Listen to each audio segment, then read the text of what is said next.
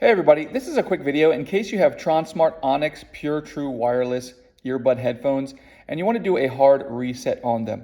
Now you might want to do this hard reset for a variety of reasons.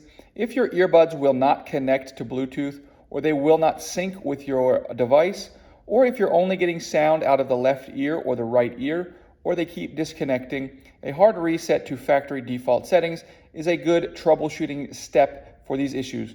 Also, if you just want to pair it with a new device and you just want it to forget all the old devices so you can start fresh, this will work as well. And it's quite easy to do. You will need to set it up again because it will be hard reset. But all you need to do is put your earbuds in the case and leave the lid open. And just make sure that there's still power in the case to charge the earbuds. Once that happens, all we're going to do is come underneath. At the bottom right of the case, there is a button. We're going to press and hold that button for 10 seconds. And after 10 seconds, you will see that the indicator light here will flash white and orange for 3 seconds, indicating that the reset is complete. At which point we can take the earbuds out and pair them again as a new device.